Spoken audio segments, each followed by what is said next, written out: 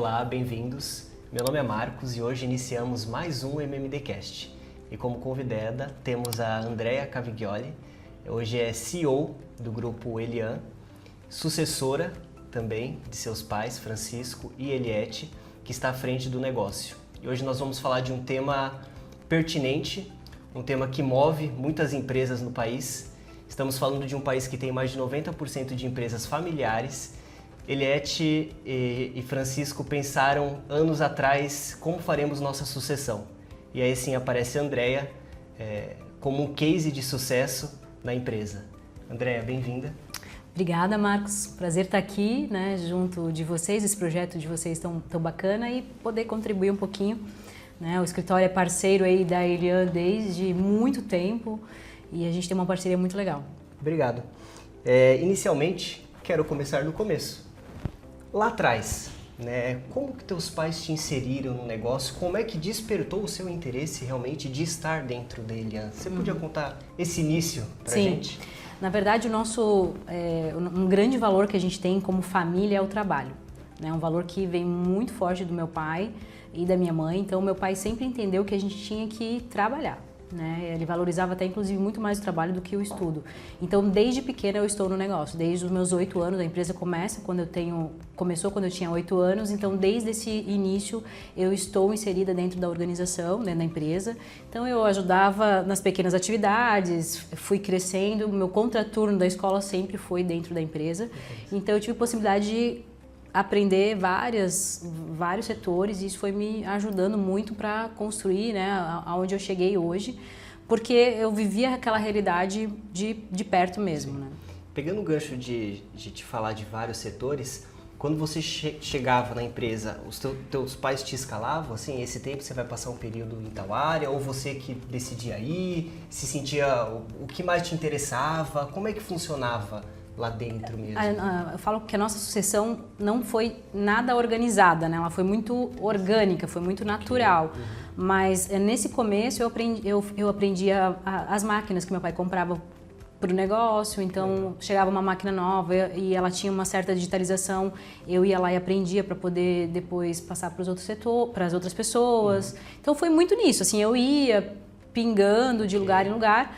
Mas quando eu tinha ali quando eu comecei a faculdade, 16, 17 anos, aí sim eu fiquei no contas a pagar, financeiro, contabilidade, ali eu fiquei por muito tempo. Ok, uma parte mais administrativa, estratégica. Isso, fui acabando, fiquei mais dedicada ali ao administrativo. Foi migrando aos poucos, perfeito. Você, um pouco mais à frente, quando você talvez estava em vias de tomar a posse de estar como CEO de um grupo, você herdou uma cultura. Dentro da empresa ali tem resquícios, tem identidade dos teus pais, Então você se deparou com o momento de tenho que respeitar a história, a cultura que eles construíram, mas também estou assumindo um posto em que eu preciso mudar algumas coisas, eu preciso inovar, preciso transformar. Qual foi a tua abordagem? Como você se portou e resolveu esse dilema ali na tua postura? Eu costumo eu costumo considerar que eu estou nessa posição desde 2013, Então eu tinha 30 anos ali quando eu, de fato, eu considero que eu assumi, E talvez uma das minhas principais habilidades foi entender justamente sobre isso. Numa época que a gente nem falava em cultura, Cultura a gente veio falando e estudando sobre isso há pouco tempo.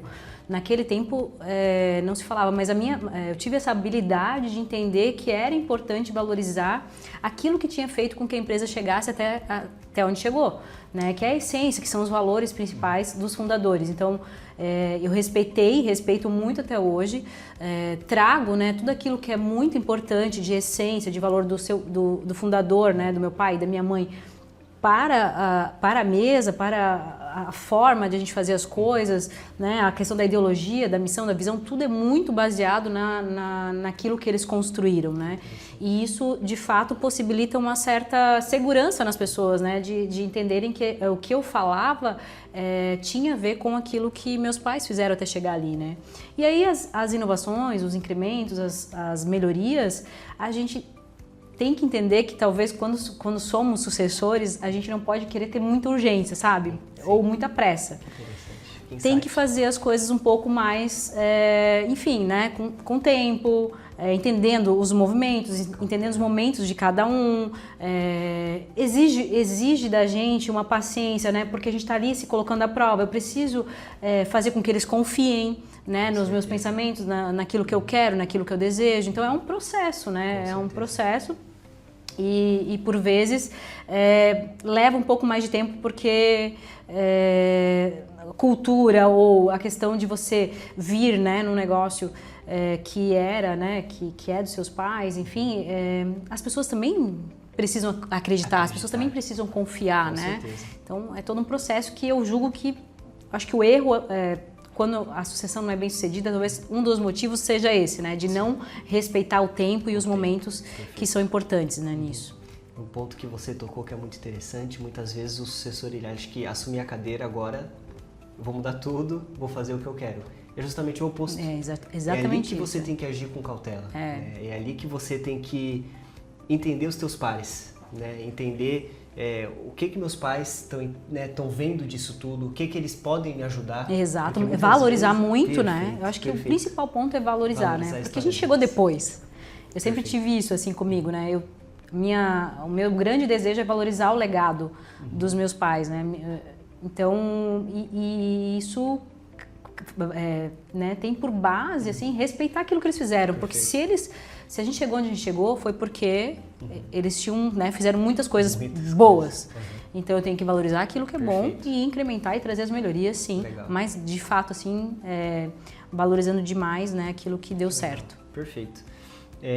Adiante, ali quando tu assumiu a cadeira realmente de CEO, pode ser que governança não tenha sido uma grande pauta naquela época ou foi crescendo com o tempo. Quando é que você parou e sentou, olha, governança não é mais um discurso, mas talvez uma estrutura, né, uma mudança. E como é que você começou a implementar pequenos passos de governança dentro da sua empresa, né? Como é que você viu que, olha, não é mais papel, vamos para a prática, vamos trazer talvez um conselho.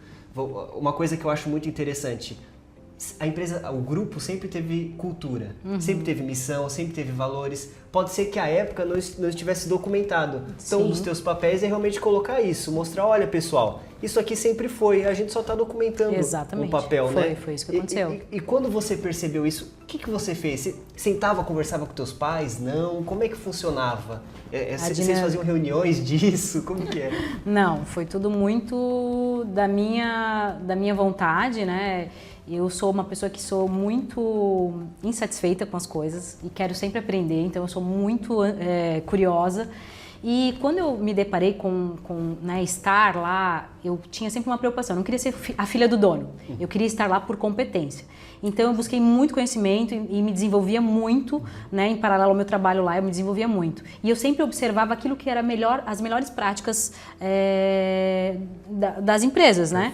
E eu sempre contei com a ajuda, né, de aqui como escritório, né, na pessoa do Dr. Célio, outras pessoas que passaram pela empresa para me abastecer de informações. Então, e claro, né, eu já entendi essa dinâmica familiar, eu já percebi que aquilo não ia ser fácil, né? Nós somos em 5 pessoas trabalhando no negócio, é óbvio, né, que como família, todo mundo sabe, né, tem perrengue, tem situações.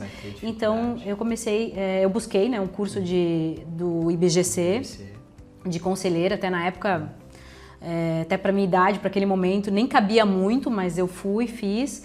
E aí, realmente, eu fui entendendo que precisava, né, trazer um conselho ali administrativo mesmo, de forma bem simples, né? E até não era uma coisa muito comum para o meu pai, acho que meu pai não tinha nem muito esse desejo, mas eu também soube escolher o momento certo, como não era uma coisa que ele entendia como, né, muito válido na época, eu trouxe pessoas da confiança dele, né, para participar desse conselho. E ali a gente começou a estruturar de forma muito simples, né, mas já trazendo, né, os princípios da governança, começando a encaixar, né, os processos e as evoluções que isso traz para a empresa, que são muito importantes. Então foi de forma muito sutil, assim, eu sempre... De novo, né? Eu sempre queria evolução, mas eu tinha que encaixar isso dentro da cultura. Perfeito. Então eu fazia as coisas para darem certo de acordo com a cultura da empresa, né? E aí, enfim, mas a gente não tinha muito essa coisa de fazer uma reunião para discutir. Sim. Hoje a gente tem, né, a reunião de família, a gente tem o conselho, Ok. mas na época eu fui fazendo as coisas meio que pelas beiradas e Você foi dando falou certo. um ponto que eu achei muito interessante, talvez seja uma característica sua. Você tem feeling, né? Você sente que é este momento ou sente que não é este momento, né? Isso é muito importante para alguém que está à frente, principalmente de um grupo bem grande como o de vocês. Então, eu acho que isso vale a dica de, olha, para quem é um sucessor, A leitura de seu cenário, filho, né? Leia o Tem cenário. que fazer leitura de Perfeito, cenário, perfeito, né? tem que se colocar no lugar do outro, né? certeza. Como eu sempre digo, o meu pai e minha mãe, eles tiveram a empresa quase que como um filho, assim, porque eles deram a vida deles para esse negócio. certeza. A gente nem tem outros negócios, a gente sempre ficou muito focado, né, na Elian. E meu pai ama muito aquilo, minha mãe também, mas meu pai muito mais, então assim, é tipo um filho dele, né? Que legal. E a gente entrar nisso e não ter a sensibilidade de entender isso é com certeza Cria mais um choque, difícil né? de dar certo, né? Então eu tenho que entender que a preocupação que ele tem de que aquilo não pode dar errado, Perfeito. né? De não estragar toda a dedicação. Com certeza. Né? A Eliana está com 35 anos hoje, são 35 anos de dedicação deles integral, né? Dia e noite, de muito trabalho. Então eu entro nisso e a preocupação deles, né? De aquilo tem que dar certo. Que legal. Né? Então a gente tem que ter essa sensibilidade. Perfeito. E agora uma pergunta direta. O que foi mais difícil para você nesse processo todo? Principalmente de governança ali, implementação de conselho de família, né, protocolos. O que talvez foi um grande desafio, né, para você superar, né, convencer teus pais de alguma situação ou não, escolher um conselheiro? Uma situação que você acha assim, isso foi desafiador para mim na posição ali. Acho que o principal desafio é você provar que você pode fazer, né? Acho que esse é o... Você está o tempo todo sendo provada, né? As pessoas têm dúvidas, né? Eu sou diferente do meu pai, sou diferente da minha mãe. Perfeito. E quando você entra ali, as pessoas ficam procurando características, né? Parecidas com os fundadores e quando você não as tem, eu tinha muito esse receio, né? Porque o meu pai ele é um visionário, ele tem um posicionamento forte, ele é um cara que é empreendedor, assim, né? Tem uma visão. E eu me olhava para aquilo e falava, não, mas eu não sou parecida, eu não sei, eu acho que o meu jeito nem dá certo, né? Para fazer a liderança de um negócio. Então, mas como eu tenho essa coisa de achar que eu não, né? Eu achava que eu não tinha capacidade, então eu achava que eu não tinha, mas ao mesmo tempo eu fui procurando coisas para eu ter capacidade, né? E fui buscando. Então, acho que esse processo de tu se provar, né? Qualquer outra dificuldade também que a gente tem, medo, né? De dar errado, porque imagina, eu não sou a pessoa que comecei. Quando eu começo um negócio, se der tudo errado, fui eu que comecei, tá tudo certo, né? Eu tenho agora um legado, eu tenho agora uma história para honrar, né? E eu tenho essa preocupação de fazer, sim, as melhorias que precisam ser feitas, eu preciso crescer num mundo muito mais diferente, né, daquilo que eles viveram, e eu preciso fazer dar certo. Então esse é outro desafio que a gente tem constantemente, né? É como se você tivesse assumido o filho deles. Então, ou seja, eu tenho um filho. E tem que cuidar bem, né? E tem que fazer ainda crescer. E tenho que ser melhor ainda, né? Em tempos mais difíceis ou diferentes, pelo menos, né? Então acho que esses dois desafios assim são os maiores que eu tenho até hoje, inclusive, né? Então, com certeza. E acho que terá enquanto estiver na cadeira, né? O conselho ali, você falou de crescer, né? Eu costumo falar assim que, na verdade, a empresa, qualquer empresa, ela tem 3 fases. A pessoa que vai tirar ela do 0 ao 10, a pessoa que vai levar do 10 ao 20 e a pessoa que vai levar do 20 ao 100, né? Nesse momento eu queria entender de ti, o conselho, ele entra e te ajuda onde? Qual que é o papel do conselho que vocês criaram? Enfim, o que ele te ajuda? Qual foi a sua ideia na criação do conselho? Trazer ideias novas? Como é que funciona essa questão? A criação do conselho, o principal objetivo que eu tinha era realmente ter alguém de fora, né, para nos ajudar e realmente trazer boas práticas, né? Esse era o principal. E eu sempre acreditei, sabe, no conselho, ou até em consultoria, ou até em mentoria. Eu sempre tive sempre acreditei muito nisso, assim, que a gente sempre precisa ter alguém de fora olhando e nos ajudando, nos apoiando, né? Então, com certeza. Hoje o conselho me apoia muito, né, nas decisões mais estratégicas de crescimento, né, de, enfim, portfólio de produtos, na governança mesmo, né? Na prática dela. A gente tem lá já os projetos estratégicos, então a gente também faz um acompanhamento junto do conselho, isso me ajuda com o time também, né? Porque dá também um profissionalismo para a empresa, as pessoas entendem que a Elian é uma empresa séria, que a empresa está buscando melhores práticas, né? E ter conselheiros de fora, e a gente tem bons conselheiros também, de nome, né? Importante também. Então, eles nos ajudam muito nessa tomada de decisão. Na tomada de decisão, na tomada de decisão. Na questão da família também, né? Legal. Porque nós temos vários chapéus ali naquela reunião de conselho, né? Eu sou CEO, eu presto contas, mas de noite eu sou irmã e também sou chefe ali de um irmão, né? Um é diretor de produção, eu sou chefe dele. Então, essas relações também o conselho ajuda muito a gente a fazer as separações de chapéu, né? Na hora que precisa. Interessante. E atuar, né, da melhor forma possível. Tem um método de Harvard, ele já é mais antigo, de 78, em que um professor deles dividiu a empresa em algumas salas e ele pautava que era muito importante para as empresas familiares as pessoas, né, a família, entender quando eles estão na sala do conselho, quando eles estão na sala da família, quando eles estão na sala da operação, né? Isso para você e para os seus irmãos foi natural? Vocês conseguiam diferenciar? Olha, a gente está na sala do conselho, né? Ou olha, agora a gente está na sala do conselho de família, então vamos discutir como é que falar você sentiu? Falar é muito fácil, Marcos. Assim, quando a gente fala, a gente tende a achar que isso tudo é muito... Com certeza. A prática é outra vivência, a prática, né? A gente... Obviamente, como toda família, né, a gente mistura os chapéus, né, e uma hora tá em casa falando do negócio do trabalho, no trabalho tá falando alguma coisa de casa, uma hora tá falando como sócio, outra hora tá falando como né, a sua função ali. Então, isso acontece o tempo todo. O que a gente faz é conversar muito e se disciplinar, mas um ajudando o outro ali, né? Olha, agora, né, tu tem que falar como se tu estivesse nessa cadeira. Então, muito essa abordagem, né? A gente já está com o conselho desde 2017, então todas essas práticas de governança a gente já vem trabalhando há muito tempo e isso ajuda. Mas se misturam as coisas, nem sempre é da melhor forma, né? E outra coisa que a gente tem muito forte, que eu acho que ajuda muito também, né? Tanto na sucessão quanto empresa familiar, é o valor de família muito forte. Então, nós, como família, a gente quer muito que a família fique forte, que fique unida, né? A gente entendeu o valor disso, inclusive para os negócios. Entendemos o valor também, hoje nós somos 3 irmãos lá, de o quão importante é a gente estar alinhados, né? O quanto isso traz resultado para o negócio, o quanto é importante as pessoas verem isso, né? Então a gente entendeu a importância disso e a gente preza muito para que isso sempre aconteça. Mais um insight para quem está passando por sucessão. Entender que vão ter dificuldades, vão ter discussões, os chapéus vão se misturar. Conversas difíceis, né? Conversas difíceis. Aliás, acho que a gente só cresce com conversas difíceis. Conflito, né? Que é difícil, né? Porque como família, a tua tendência é não gerar conflito, porque final de semana vocês estão juntos? A gente tem que se encontrar.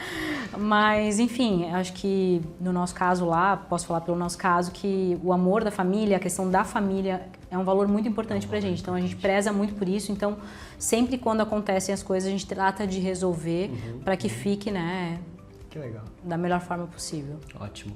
Finalizando, eu queria entender de ti, porque você já está na cadeira de CEO há algum tempo, né? Não foi algo, mês passado, né? Não. Você já está trabalhando nessa função há um bom tempo. O que muda, o que transforma em ti na sua forma de liderar, né? Eu sei ali que tu falou um pouco de gerenciamento de processo, que você traz algumas coisas que, né, de aculturamento de pessoas também, de certo one-on-one, deve fazer. Essa parte, o que muda para você quando você assume a posição de CEO e olha, hoje eu tenho que gerir, não sei, 2.000 pessoas. Como é que funciona essa tua posição de líder? No começo ali, eu fiz um trabalho muito de profissionalização, né, de setorização, de desenvolvimento das pessoas, né, ter um RH, ter, né, os setores ali trabalhando, um trabalho de time muito grande, colocar as pessoas certas, isso foi por um bom tempo. Hoje, meu papel é buscar ser mais estratégica, o que é um desafio, né, porque como empresa familiar e muito perto do fundador, e um fundador, né, nós somos pessoas muito mão na massa. Sim. Então a gente faz junto, a gente trabalha junto. Então hoje o meu desafio mais está em realmente ser mais estratégica, buscar novos negócios, buscar oportunidade, trazer para dentro da empresa, inspirar, né, e cuidar dessa cultura e evoluir essa cultura também, né? Então esse é o meu papel hoje e eu busco, né, trabalhar isso, porque não é tão simples também, né? A gente às vezes acaba caindo na operação, acaba caindo ali com os desafios, né? Então o desafio está muito assim, como é que eu olho para a empresa hoje e o que eu vou fazer para ela continuar crescendo, interessante, né? Então, bem mais estratégia do que era, né? Com certeza, com certeza. Para finalizar, eu queria que você deixasse uma mensagem para quem às vezes está nesse processo de sucessão, um conselho ou uma mensagem, uma frase, o que que te impacta, o que foi muito importante, né, nessa tua jornada, que pode servir para outra pessoa, muitas vezes, que está nessa posição. Sim, eu acho que a sucessão ela precisa ser desejada, né? Precisa querer, isso é um ponto principal, assim, precisa querer muito, porque os desafios vão ser enormes, né? E contar com pessoas boas, assim, eu acho que se a gente tem um profissional dentro, né, ou no conselho, ou um advogado, até como foi o nosso caso aqui, o Dr. Célio no começo nos apoiou muito nesse papel de advogado.